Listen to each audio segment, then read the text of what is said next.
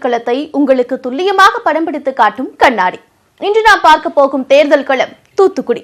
Sterlite எதிர்ப்பு போராட்டத்தில் 13 பேர் சுட்டுக் கொல்லப்பட்ட நிகழ்வு நாட்டையே உலுக்கிய பின்னால் அந்த தொகுதியில் நடைபெறும் முதல் தேர்தல் இது.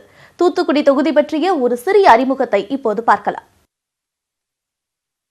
ஒரு காலத்தில் முத்துக்குளித்தலுக்கு பெயர் பெற்ற தூத்துக்குடி இன்று தொழிற்சாலைகளின் நகரமாகிவிட்டது.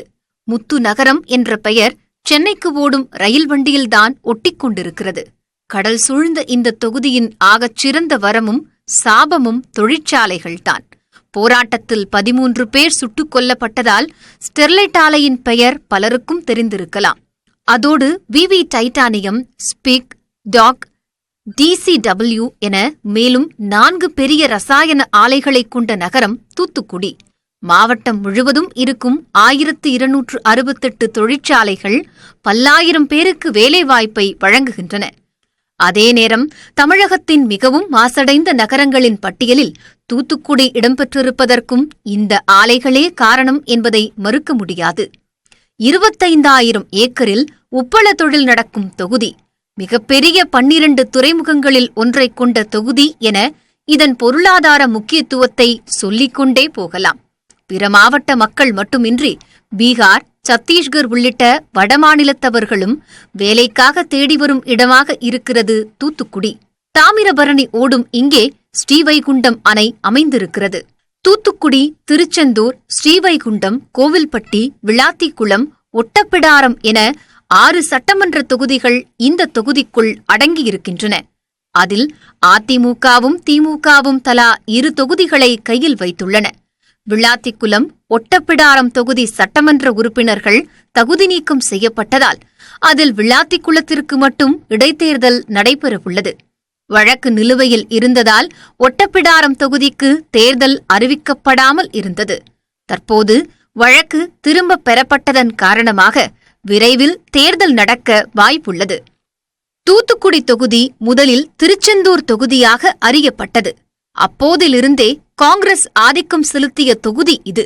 1977 முதல் அந்த கட்சியின் கோசல்ராம் தொடர்ந்து 3 முறை மக்களவைக்கு இந்த தொகுதியில் இருந்து தேர்ந்தெடுக்கப்பட்டார். அவரை தொடர்ந்து தனுஷ்கோடி ஆதித்தன் காங்கிரஸ் சார்பில் 3 முறையும், தமிழ் மாநில காங்கிரஸ் சார்பில் 1 முறையும் இங்கே எம்பியானார். 1998ஆம் ஆண்டுதான் முதன்முறையாக அதிமுக இந்த தொகுதியை கைப்பற்றியது. அந்த கட்சியின் சார்பில் நடிகர் ராமராஜன் எம்பியானார். அதற்கு பின் 2 முறை திமுக வேட்பாளர்கள் வெற்றி பெற்ற திருச்செந்தூர் தொகுதி மறுசீரமைப்பின் போது 2009ஆம் ஆண்டு தேர்தலுக்கு பின்பாக தூத்துக்குடியாக மாற்றப்பட்டது. அதன் பின் நடந்த தேர்தலில் திமுகவின் ஜெயதுரை வெற்றி பெற்றார். 2014ஆம் ஆண்டு நடந்த தேர்தலில் திமுக சார்பில் ஜெகன் நிறுத்தப்பட்டார். அவருக்கெதிராக அதிமுக சார்பில் ஜெய்சிங் தியாகராஜ் நட்டர்ஜி களமிறக்கப்பட்டார். மதிமுக சார்பில் ஜோயல் போட்டியிட்டார். தேர்தல் முடிவுகள் வெளியான போது அதிமுகவின் ஜெய்சிங் தியாகராஜ் நட்டர்ஜி 3,66,000 வாக்குகள் பெற்று வெற்றி பெற்றார். திமுகவின் ஜெகன் 2,42,000 வாக்குகள் மட்டுமே பெற்று தோல்வியடைந்தார். தூத்துக்குடி என்றாலே நம்மில் அனைவருக்கும் உடனடியாக நினைவுக்கு வருவது ஸ்டெர்லைட் ஆலைதான். ஸ்டெர்லைட் ஆலைக்கு எதிரான போராட்டம் தேசிய அளவில் தாக்கத்தை ஏற்படுத்தியது. ஸ்டெர்லைட் ஆலையால் ஏற்பட்ட பாதிப்புகள் மற்றும் இது தொடர்பான மக்களின் எண்ணங்கள் என்ன என்பதை தற்போது விரிவாக பார்க்கலாம்.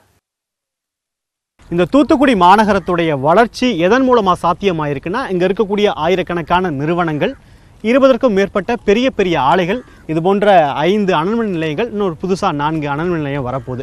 இதெல்லாம் தான் அந்த வளர்ச்சிக்கான காரணம் சொல்லுவாங்க. ஆனால் இதோடைய பாரம்பரிய தொழிலான மீன்பிடி தொழிலும் உப்பள தொழிலும் தான் அந்த வளர்ச்சியை முழுமையடைய வச்சிருக்கு.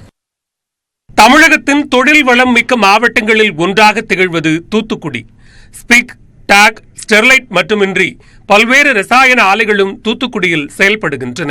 மாவட்டத்தின் வளர்ச்சிக்கு காரணமாக இருப்பதாக கூறப்படும் இந்த தொழிற்சாலைகளால் தமிழகத்தின் மாசடைந்த நகரங்களில் முதலிடம் வகிக்கும் நிலைக்கு தள்ளப்பட்டிருக்கிறது தூத்துக்குடி. இந்த ஆலைகளால் நிலத்தடி நீர் பெருமளவில் உறிஞ்சப்படுவதாக பொதுமக்கள் கூறுகின்றனர். தொழிற்சாலையின் கழிவுகள் கொட்டப்படுவதால் நிலத்தடி நீர் மாசடைந்திருப்பதாக நாடாளுமன்றத்திலேயே மத்திய அமைச்சர் குறிப்பிட்டிருப்பதையும் தாமிரபரணி ஆறு பாதிக்கப்பட்டிருப்பதையும் பொதுமக்கள் குறிப்பிடுகின்றனர். இந்த மாவட்டத்தில் 6500 மெகாவாட்டுக்கு மேலே மின்சார உற்பத்திக்கு இவங்க இது பண்ணுதாங்க. அதே நேரத்தில் அபாயகரமான சிகப்பு தொழிற்சாலைகள்ங்கிறது ஒரு மக்கள் வாழக்கூடிய பகுதிகளில் அமைக்கப்பட்டதே கிடையாது இதுவரை. அது சட்ட விதிமுறை மீறல். இப்படிலாம் இருக்கக்கூடிய தருவாயில் ஒரு பாராளுமன்ற உறுப்பினர் இந்த சுற்றுச்சூழல், இந்த மண் எவ்வளவுதான் ஒரு அபாயத்தை தாங்க முடியும் ஆங்கிற ஒரு தன்மையை அவர் பார்க்கணும், அதை பேசியிருக்கணும். அங்கே இன்னொரு பக்கம் இங்கே இருக்கக்கூடிய நிலத்தடி நீர், மத்திய நிலத்தடி நீர் வாரியமே சொல்லுது இங்கே நிலத்தடி நீர் கெட்டு போயிருக்குன்னு. அவங்க பாராளுமன்றத்தில் சப்மிட் பண்ணதாங்க. அந்த அறிக்கைக்கு எதிராக கூட இவர் பேசல. ஒரு 25-30 ஆண்டுகளுக்கு முன்னாடி ஒரே மாவட்டத்தில் பாஞ்ச ஒரு மிகப்பெரிய ஜீவநதி, அதை இன்னைக்கு தூத்துக்குடியில் இருக்க இந்த சிப்காட் நிறுவனங்கிற எல்லா நிறுவனங்களும் அதை 10,000 லிட்டர் தண்ணியை வேட்டையாடுது. இன்னைக்கு 3 போகம் விளைஞ்ச விவசாயம் இன்னைக்கு 1 போகம் விளையிறது கூட இந்த விவசாய பகுதியில் ரொம்ப சிக்கலா இருக்கு. தூத்துக்குடி ஸ்டெர்லைட் ஆலைக்கு தமிழக அரசு சீல் வைத்ததற்கான சில முக்கியமான காரணங்கள்ல ஒன்று இப்போ நம்ம நிற்கக்கூடிய இந்த இடத்துல ஸ்டெர்லைட் ஆலையோட காப்பர் கழிவுகள் மலை போல குவித்து வைக்கப்பட்டிருக்கக்கூடிய அந்த காட்சிகளை நம்ம பார்க்க முடியுதுல்ல. இந்த கழிவுகள் அனைத்தும் ஸ்டெர்லைட் ஆலையோட காப்பர் கழிவுகள் ஒரு தனியார் நிலத்தில் அவங்க தொடர்ந்து குவித்து வச்சுட்டு வர்றாங்க. இந்த இடம் இருக்கக்கூடிய பகுதி புதுக்கோட்டை பகுதி, அதாவது தூத்துக்குடி புதுக்கோட்டையின் உப்பாற்று படுகை, ஒரு நீர்நிலையை ஒட்டித்தான் இந்த காப்பர் கழிவுகள் மலை போல குவித்து வைக்கப்பட்டிருக்கு. ஸ்டெர்லைட் ஆலைக்கு எதிரான போராட்டத்தில் போலீசார் நடத்திய துப்பாக்கிச் சூட்டில் 13 பேர் உயிரிழந்த துயரம் தூத்துக்குடியில் அரங்கேறியது. இந்த சம்பவத்திற்கு பிறகு ஸ்டெர்லைட் ஆலை மூடப்பட்டதாக அறிவிக்கப்பட்டாலும் முழுமையாக மூடப்படவில்லை என்கின்றனர் துப்பாக்கிச் சூட்டில் உயிரிழந்தவர்களின் உறவினர்கள். தற்காலிகமாக தானே நடந்திருக்கு, இது ஒரு நிரந்தர முடிவா இல்ல. உச்சநீதிமன்றத்தில் இந்த சூழ்நிலை இன்னும் நீடிக்கணும்னு தானே சொல்லியிருக்காங்க. அது உடனே அந்த இடத்துல இருந்து அகற்றணும் அப்படிங்கிற மாதிரிலாம் தீர்ப்பு கொடுக்கலையே. ஏன் அந்த தீர்ப்பை ஏன் கொள்கை முடிவாக எடுத்து நடத்தக்கூடாது? கவர்மெண்ட் நினச்சா முடியும்ல. இன்னைக்கு ஒரு வீட்டில் ஒவ்வொரு உயிரை இழந்துட்டு நாங்கள் எவ்வளோ தவிக்குங்கிறது எங்களுக்கு மட்டும்தான் தெரியும். கடலுக்கு போனாதான் எங்கள் வீட்டில் சாப்பாடு, அந்த நிலைமையில தான் நாங்கள் இருந்தோம். தேர்தலுக்கு அவங்களுக்கு ஆதாயம் தேடுறதுக்கு நாங்கள் பூட்டிடுவோங்கிற மாதிரி ஒரு அறிக்கை தான் சொல்லிட்டு இருக்காங்க தவிர யாருமே அதை முன்னெடுத்து செய்ய மாட்டேங்காங்க. எந்த கட்சியுமே நாங்கள் பூட்டுறதுக்கு ஆதரவு கொடுப்போம் தான் சொல்கிறாங்க தவிர பூட்டுறதுக்கு முன்னாடி அவங்க என்னென்ன செய்யணுமோ அந்த வேலைகளை யாரும் செய்யாமல் வெறும் அறிக்கையாக மட்டும் விட்டுக்கிட்டு இருக்காங்க. இது எந்த கட்சினாலுமே சரி, ஸ்டெர்லைட்டை எந்த கட்சி பூட்டலைங்கிறத பார்க்க மாட்டோம். மொத்தத்தில் அது நமக்கு இந்த தூத்துக்குடியை விட்டு வெளியே போகணும். மாவட்டத்தில் செயல்படும் 9 அனல்மின் நிலையங்கள் மற்றும் ஸ்டெர்லைட் போன்ற 21 ஆலைகளால் வளர்ச்சி ஏற்படுவதாக கூறினாலும் நிலமும் நீரும் காற்றும் மாசுபடுவதை தடுப்பதற்கான திட்டங்களை வகுக்க வேண்டும் என்பதே மக்களின் எதிர்பார்ப்பாக உள்ளது. நிலத்தடி நீர் மாசுபடுது, காற்று மாசுபடுது அப்படிங்கிறது தூத்துக்குடியிலிருந்து எழக்கூடிய ஒரு மிகப்பெரிய பிரச்சனையாகவும் கோரிக்கையாகவும் இருக்கு. எங்களுடைய பிரச்சனைக்கு எங்களுடைய வளர்ச்சியை நீங்க கோடிட்டு காட்டுறீங்க, ஆனா அந்த வளர்ச்சியை நாங்க இருகரம் கூப்பி வரவேற்கிறோம். அந்த வளர்ச்சியோட இயற்கை பாதிப்பு, நீர் பாதிப்பு, நிலம் பாதிப்பை தீர்வு காண்பதற்கான நடவடிக்கையும் உடன் கொண்டுட்டு வாங்க அப்படிங்கிறது தான் இந்த தூத்துக்குடி பகுதி மக்களுடைய பெரிய எதிர்பார்ப்பா இருக்கு. அந்த பெரிய எதிர்பார்ப்பு தான் இந்த தேர்தலையும் எதிரொலிக்குது. உப்பளம், தீப்பெட்டி தயாரிப்பு என தூத்துக்குடி தொகுதியின் முக்கிய தொழில்களை பொறுத்தவரையில் நிறைவேறாத கோரிக்கைகள் வரிசை கட்டி நிற்கின்றன. ஜிஎஸ்டி வரி விதித்ததால் கடலை மிட்டாய் கூட கசப்பானதாக மாறிவிட்டது அதன் உற்பத்தியாளர்களுக்கு. தொகுதி முழுவதும் பயணித்து நமது செய்தியாளர் சிபிநந்தன் தொகுத்து அளிக்கும் பிரச்சனைகளை இப்போது பார்க்கலாம். ஸ்டெர்லைட் பிரச்சனைக்கு முன்பு வரை தூத்துக்குடி என்றாலே நம் நினைவில் வந்தது உப்புதான். அன்றாட உணவில் சுவை சேர்க்கும் உப்பை விளைவிப்பவர்களின் வாழ்க்கை சுவையற்றதாகவே உள்ளது. வெயிலடிக்கும் சில மாதங்களை நம்பியே வாழும் இத்தொழிலாளர்களுக்கு மற்ற மாதங்களில் வாழ்வாதார உதவிகளை வழங்க வேண்டும் என்ற கோரிக்கை இன்று வரை கண்டுகொள்ளப்படவில்லை. பொதுவாக இந்த தொழிலில் அக்டோபர், நவம்பர், டிசம்பர், ஜனவரியில் 1 மாதம் 4 மாதம் கிட்டத்தட்ட இதில் வேலை இருக்காது, மழை வந்துட்டுனா. அப்படின்னு சொல்லி அந்த 4 மாதமும் அவங்க அவங்களுடைய வாழ்க்கை கொண்டு போகிறதுல மிகப்பெரிய சிரமப்படுவாங்க. இன்னொன்று என்னென்னா, இந்த உப்புளத்தில் வேலை பார்க்குற தொழிலாளி வேறு வேலைக்கு போக முடியாது. ஏன்னா மரம் வெட்டுற வேலைக்கு எதுக்கும் போயிடுச்சுன்னா, காயம் பட்டுச்சுன்னா, அந்த காயத்தில் உப்பு பட்டுச்சுன்னா அது மறுபடியும் விளைஞ்சிக்கிட்டே இருக்கும், அந்த புண்ணு ஆறாது. தூத்துக்குடி தொகுதியில் மீன்பிடிக்கு பின் மிகப்பெரிய தொழிலான உப்பள தொழிலாளர்களின் வாக்கு 15 விழுக்காடு உள்ள நிலையில் இதுகுறித்து முறையான கணக்கெடுப்பு கூட நடத்தவில்லை என ஆதங்கம் தெரிவிக்கின்றனர். உயிரிழந்தால் கூட இழப்பீடு வழங்கும் வகையில் திட்டம் ஏதுமில்லை என உப்பள தொழிலாளர்கள் கூறுகின்றனர். இந்த எலெக்ஷன் நேரம் பாருங்க, இப்போ வந்து காலில் வரைக்கும் வந்து விழுவாங்க, அடுப்பாறை உள்ள வரைக்கும் வருவாங்க. ஐயா உங்களை விட்டு ஆள் இல்லைன்னு அடுப்பாறை உள்ள வரைக்கும் வந்து காலை தொட்டு கும்பிடுவாங்க. அதுக்கு பிறகு அதோடு சரி, உப்பள தொழிலாளி எங்கே இருக்கான், எத்தனை வரை இருக்கானே கணக்கே கிடையாது. நாங்கள் அந்த மாதிரி கிடந்து செத்துட்டு கிடக்கோம். இங்கே செருப்பு இல்லாமல் ஒரு எட்டு நடக்க முடியாது எங்களால். ரோட்டில் கண் பார்வை கம்மி. நான் ஆப்ரேஷன் பண்ணி 30,000 ரூபா லென்ஸு நான் கண்ணுக்குள்ளே வச்சுருக்கேன். 42 வருஷம் இந்த இடத்துல வேலை பார்க்குறேன். கோவில்பட்டி கடலை மிட்டாய் என்றால் யாருக்கும் ஊரும். குடிசை தொழிலாக தயாரிக்கப்பட்டு பல்வேறு நாடுகளுக்கும் ஏற்றுமதியாகும் கடலை மிட்டாய்க்கு 5 விழுக்காடு GST விதித்திருப்பது தொழிலை பாதித்துள்ளதாக கூறுகின்றனர் அதன் தயாரிப்பாளர்கள். கடலை மிட்டாய்க்கு புவிசார் குறியீடு பெற்றுத்தர வேண்டும் என்பதும் இப்பகுதி மக்களின் கோரிக்கையாக உள்ளது.